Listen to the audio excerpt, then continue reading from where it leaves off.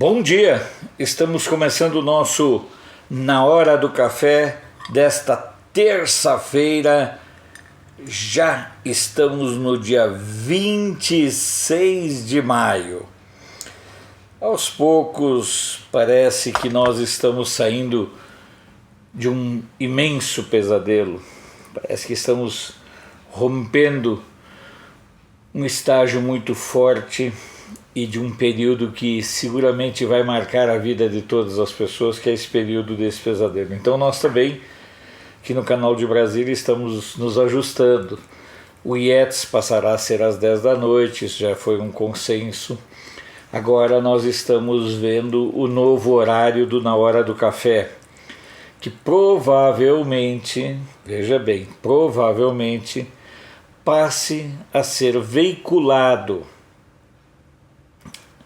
de manhã, ou nós estamos trabalhando com 3 horários, às 7, 7h30 ou 8 horas, porque a partir, digamos, da volta a uma relativa normalidade, nós também teremos que desenvolver outras atividades, inclusive a questão da revista Leitura de Bordo, que é, digamos, de onde nós buscamos a nossa sobrevivência. O canal é um motivo de muita alegria, de muita satisfação, mas eu sempre digo que os recursos do canal que você contribui no Superchat, no Apoia-se, nos depósitos são feitos para melhorar a situação da nossa estrutura. Em nenhum momento é para a manutenção do Alfredo. Nós todos nos deparamos mais uma vez em conviver com essa situação, no mínimo, estranha, né? Dessa cruzada da OMS contra os remédios, contra toda a medicação, digamos, que não seja cara, certo? E o que eu vejo como isso? Será que é só preocupação com a saúde? Há quanto tempo remédios são usados, são aplicados? Quantos milhões de pessoas já estão sendo tratados com esses remédios e nunca foram detectados efeitos colaterais? Na nossa conversa durante a live dessa madrugada, teve o relato de uma pessoa que um parente usou durante 50 anos. E aí sim, teve efeitos colaterais. Mas num tratamento pontual, me parece que o maior desafio aí não é a saúde, não é a preocupação com a vida, mas sim o ponto de vista financeiro. Porque um momento de pandemia como esse, se para nós humanos é um momento de muita dor, por parentes nossos que falecem, amigos que morrem, para os entes políticos e para as indústrias da morte, são momentos de êxtase em termos de faturamento. Vocês verão pelas manchetes que as suspeitas de superfaturamento ocorrem de norte a sul do país. Basta observar o que nós temos visto acontecer em várias regiões. São governos estaduais, são governos municipais, e tudo isso é muito dinheiro. Então, quando você tem uma cruzada contra um medicamento, e um medicamento que, a despeito de todas as perseguições, vocês também verão que inclusive a Argentina começa a usar. Então, realmente, a gente fica numa dúvida sobre as razões por trás da razão da OMS, que não quer de jeito nenhum que os métodos já existentes sejam usados. Isso que eu não consigo entender. Isso que fica difícil compreender o que há por trás desta trambicagem da OMS. Só isso que eu queria saber. Eu creio que também seja o que você gostaria muito, muito de saber. Mas a nós sempre é mais complicado. Simbora? Então vamos lembrando o seguinte, continuamos na nossa luta terrível em busca dos 100 mil. É uma luta agradável, porque contamos com a sua ajuda. Também lembrando que a partir do dia 1º, a nossa live noturna será às 10 da noite, de 10 à meia-noite. E aí sim, de segunda a segunda, de 10 à meia-noite. Com exceção do, lógico que sábado começa às 10, mas sábado é um pouco mais longo. Nesse sábado, por sinal, estaremos debatendo, conversando, sobre trilhas sonoras, vinhos e queijos. Também já estamos com nossa caixa postal, que você pode usar, sempre lembrando, caixa postal 3327, o CEP é 71010-970, e está aí a indicação no vídeo. Seguimos peleando, lutando, vamos dar uma passada aqui rápida nas notícias. O governador do Distrito Federal, Ibanez Rocha, passou por uma cirurgia de emergência na madrugada desta terça-feira. De acordo com a assessoria de imprensa do GDF, Ibanez deu entrada em um hospital particular de Brasília na tarde de ontem, com dor abdominal. A cirurgia foi durante esta noite. Haverá um novo boletim a partir das 8 horas da manhã. Não dá tempo de incluir aqui no nosso Na Hora do Café. O Senado aprovou ontem um projeto de lei que proíbe o corte de luz por falta de pagamento em véspera de fim de semana. Essa é uma prática muito para forçar mesmo as pessoas a pagar, Cortavam na sexta ou véspera de feriado. O projeto vai agora para a sanção presidencial. Lembrando que a Caixa Econômica Federal pagou 65,5 bilhões de auxílio emergencial somadas às primeiras e segunda parcelas. A informação partiu do presidente do banco, Pedro Guimarães. No total, 55,9 milhões de pessoas receberam alguma parcela do benefício desde que o programa foi criado em abril. É gente, Vamos para as notícias. Vamos começar pelo Correio do Povo de Porto Alegre. Estado vai anunciar amanhã projeto de retorno às aulas. Gazeta do Sul. 4 agroindústrias da região recebem selo Sabor Gaúcho.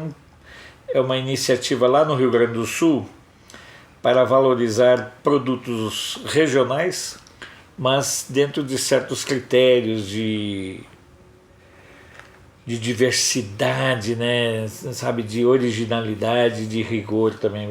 São produtos de muito boa qualidade. Já experimentei alguns quando fui ao Rio Grande do Sul na última viagem.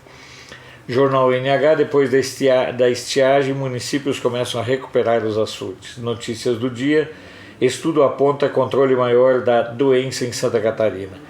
O que não encontra controle maior da doença é no governo do estado, Meu Deus do céu, o governinho do Moisés, agora teve deserções dentro do PSL, tá feia a coisa, viu?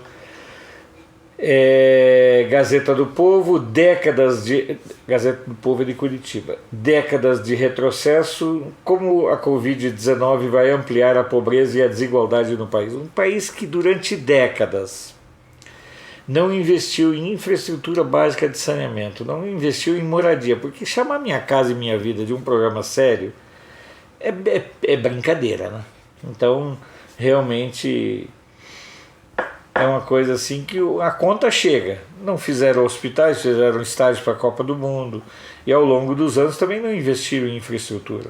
O saneamento básico no Brasil sempre foi uma grande picaretagem, um grande abandono. Folha de Londrina, atividade comercial no Paraná tem redução de 9% no primeiro mês da pandemia. Diário dos Campos, Procon de Ponta Grossa intensificará a fiscalização de preços abusivos nesta semana. Jornal do Comércio do Recife, alvo de investigação, respiradores estavam sem uso no Recife. As mutretas vão surgindo, velho. Olha, isso aí não vai. Isso aí, com certeza que isso vai dar tanta cadeia. Se tiver cadeia que chega, né? O Fluminense de Niterói, operações policiais em comunidades do Rio de Janeiro não serão suspensas durante a pandemia. Que era um sonho do pessoal da esquerda, né? Folha Vitória, lojistas de shoppings da Grande Vitória querem novo diálogo com o governo do Espírito Santo para a reabertura. O governo do Espírito Santo quer que os lojistas de shopping sigam as mesmas orientações do comércio de rua. São dinâmicas totalmente diferentes, o que só mostra a extrema estupidez do governador. Jornal Extra, Alagoas terá protocolos de funcionamento para a reabertura do comércio. Tribuna do Norte, decisão sobre adiamento das eleições fica para julho. Eu já disse, a eleição tem que acontecer esse ano, senão não tem dinheiro, senão vai ter deputado federal e senador que não vai ter dinheiro para passar o Natal comendo aquelas iguarias que não são perus, né? Tomar um café aqui, vamos para o Correio da Paraíba.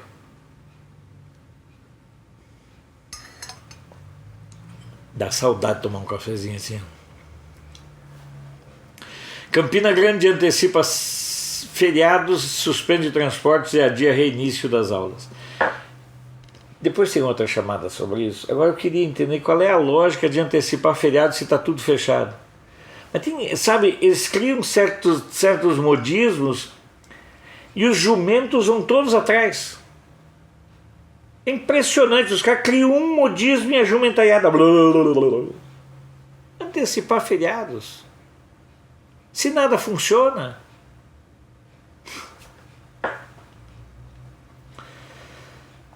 O Liberal de Belém, idosos somam mais de 70% dos mortos por Covid-19 no Pará.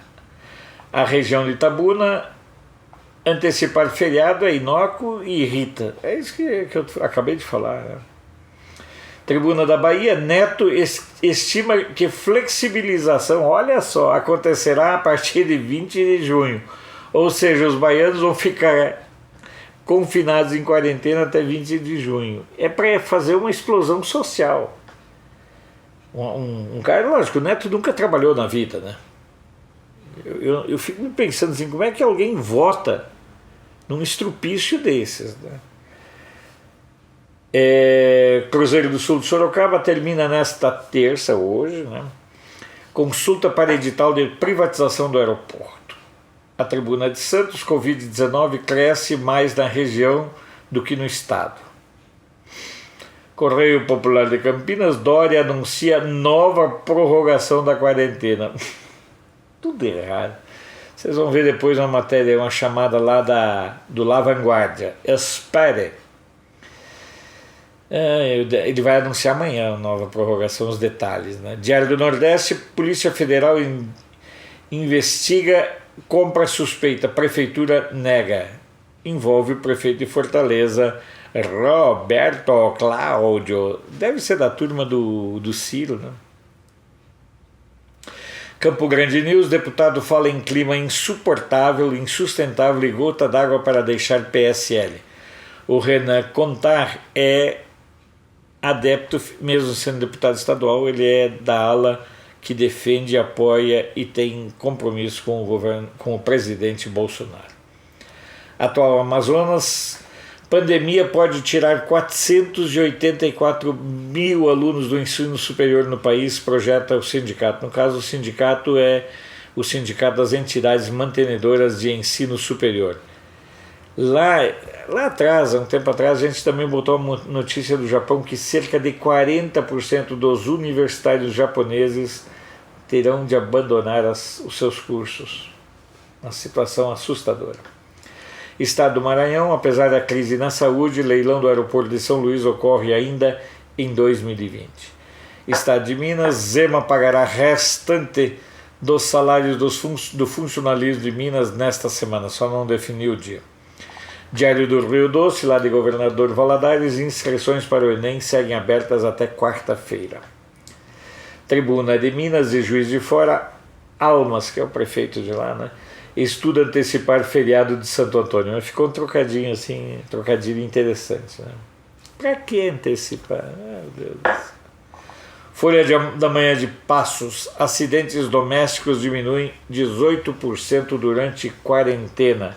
O levantamento foi realizado pela equipe do 10º Batalhão do Corpo de Bombeiros de Passos. Triângulo Notícias, 7 pessoas estão internadas e 18 se curaram em Patos de Minas. São 36 casos confirmados, certo? E uma morte.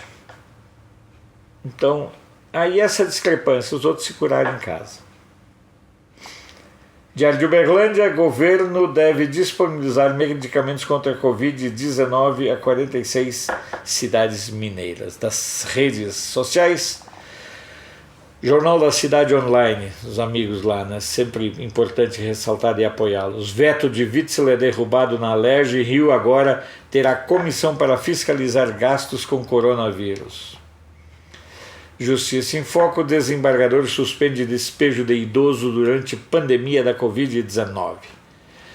De Brasília, indústria prevê recuperação lenta após o fim da pandemia. Brasil sem medo, Argentina, olha só, usará hidroxicloroquina em 10 hospitais. Uai! Misto Brasília, de TDF retoma atendimento presencial na segunda, dia 1º, mas o agendamento começa no dia 27, quarta-feira, amanhã. Uma passada em agências, sites e jornais pelo mundo. O país de Montevidéu, Uruguai e Brasil aplicarão um tratado binacional por emergência sanitária.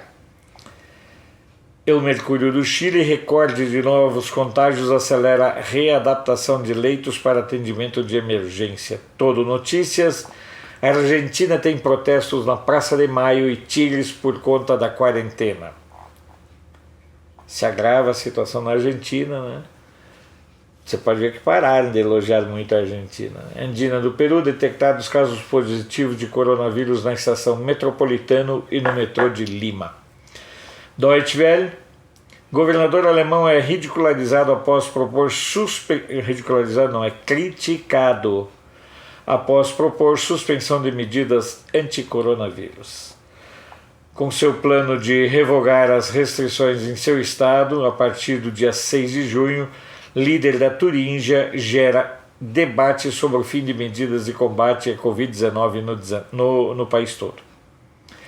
RFI, Rádio França Internacional, o governo francês promete investimentos bilionários nos hospitais após crise do coronavírus. NHK do Japão, estado de emergência termina em todo o país. Lusa, 5 países europeus, incluindo Portugal, defendem aplicação de rastreamento. ANSA, Roma impõe multa de 500 euros para quem jogar máscaras no chão. Financial Times, petroleiro iraniano chega à Venezuela em desafio aos Estados Unidos. A Venezuela não tem mais petróleo, mas a suspeita dos serviços de segurança que dos 5 petroleiros, 2 tenham gasolina, os outros armamentos de guerra da China. La Vanguardia, olha só, essa é a manchete que eu falei antes, né? Os contágios do coronavírus raras vezes surgem ao ar livre. Dados da China e do Japão indicam que a transmissão se concentra em lugares fechaditos nomás. Agora a Agência Brasil, dólar cai para 5,45 e bolsa fecha no maior valor, no maior nível em 2 meses. Eu vou tomar o meu cafezinho aqui, tomar uma água também, né? E nós temos um assunto legal para conversar agora.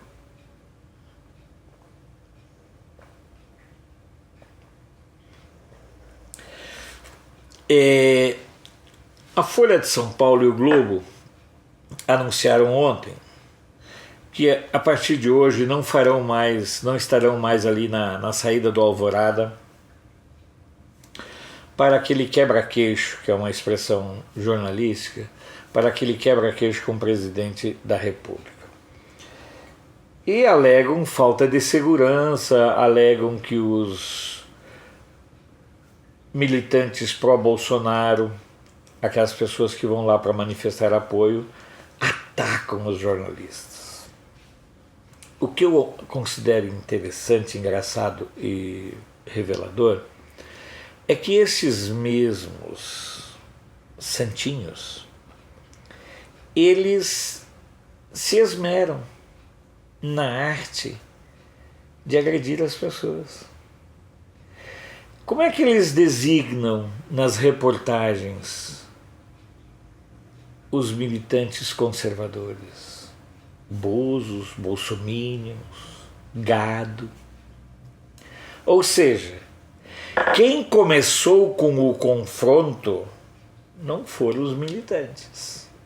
Quem começou com os ataques foi a mídia. O problema é que o pessoal da mídia é de uma covardia. É um bando de cagões. Eles querem ter liberdade para agredir, eles querem ter liberdade para atacar, eles querem ter liberdade para ridicularizar, eles querem ter liberdade para lacrar, mas não querem ser confrontados. Mas não aceitam ter seu sábio e superior poder e saber questionado. Aí alegam que, mas nós ficamos só separados por uma grade. E realmente há um nível crescente de indignação da sociedade contra o papel dos chapadistas, dos jornalistas que atuam como agentes nazistas. Porque eles não respeitam nem o Bolsonaro e nem o segmento conservador. E aí eles querem, entre aspas, ter tratamento, serem protegidos. Mas vão se lascar, se deem ao respeito. Aprendam a respeitar o povo brasileiro para serem respeitados. Os jornalistas que atuam hoje na mídia não passam de militantes, maior parte deles viciados, mas militantes,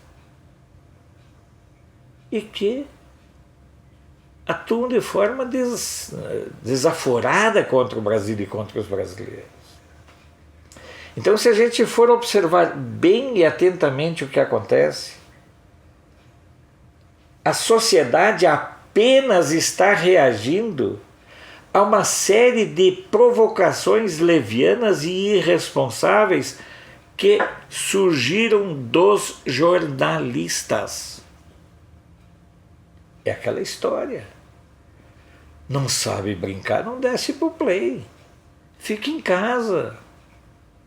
Porque a sociedade brasileira como um todo, ela está de saco cheio dessa postura da mídia.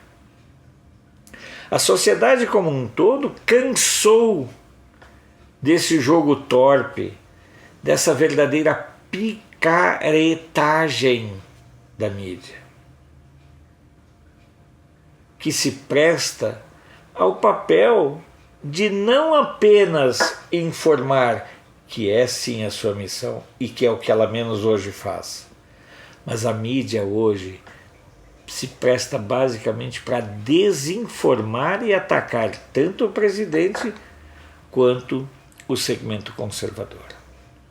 Portanto, eu não tenho nenhuma dúvida em dizer o seguinte: a Folha e o Globo vão para puta que pariu, certo? Tratem de começar a respeitar a pluralidade, não a diversidade de cafajestes que pauta a ação desses veículos. Vocês já observaram quantos são os colunistas que a Folha tem? E vê se tem alguém conservador. Olha na Globo. Vê se tem alguém conservador. Ninguém. É só chapado.